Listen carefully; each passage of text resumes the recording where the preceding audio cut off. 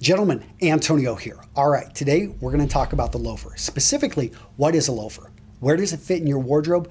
What are materials used to make loafers? And what are the 4 most common styles? Now, in this video, I'm going to quickly cover loafers. But if you want more information, go check out the support article over here at Real Men Real Style.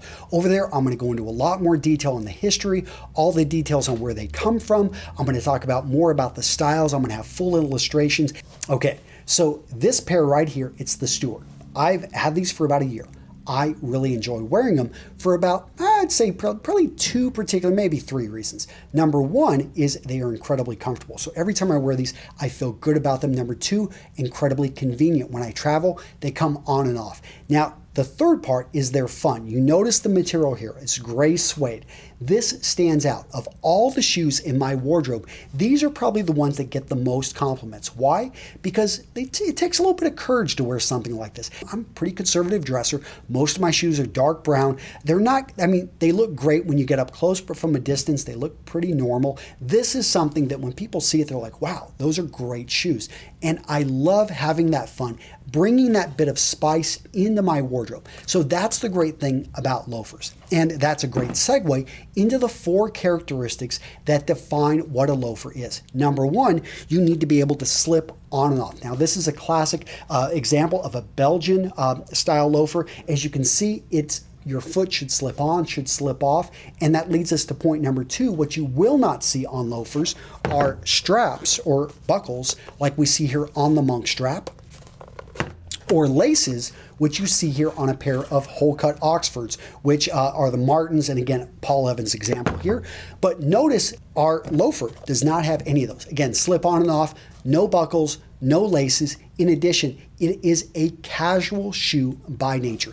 Now, the loafers, they've got a bit of an interesting history. Maybe their father was the slipper and their mother was the moccasin. Now, it's interesting how they both came together. Both of them had an effect on loafers in general, but both of them, the mother and the father of these shoes, is a very casual shoe. Therefore, these will always be casual. That takes us to point number 4, the use of a wide variety of materials. Now, you just saw an example of a pretty streamlined, simple leather that you will see in most shoes, dark, a little bit polished. Now, what I love is when you get to start bringing in suedes, and you're gonna see loafers in blues, you're gonna see them in reds, you're gonna see them in variety, from bright blues to navies. As I mentioned, you're gonna see them in gray like what you have here. The cool part about gray, matches almost everything in my wardrobe, and it also doesn't stand out. But if you want something that really grabs attention, you look at some of those blues and you're really going to get some compliments. So those are the 4 characteristics. Now let's talk about the 4 most common styles out there. So the most common style you're going to see is the penny loafer. Now, the penny loafer has an interesting history, and that started with the moccasin. So I don't have a pair of example moccasins here, but I do have a pair of driving shoes, again from Paul Evans. These are the McQueens. And so what you'll notice about the moccasin, you guys see it has no heel, and when it comes down to it, really doesn't have much structure in the shoe. So that's one of the couple of the defining characteristics of a moccasin. So the Norwegians, they got hold of the moccasin and they took it over to Europe. They looked at it and they said, okay, we can improve upon this. And they created what they call Weegens. The idea, mixing the word Norwegian with Injun, and you get the Weegens. Now, Weegens are basically the same thing as the penny loafer, and you've got this strap that goes over. So that is reminiscent of the moccasin, but they added more structure. They added a heel, and that is a classic. Now, again, you can see penny loafers. You're going to see them in suede. You're going to see them in regular dark colored leathers. So that's the first style.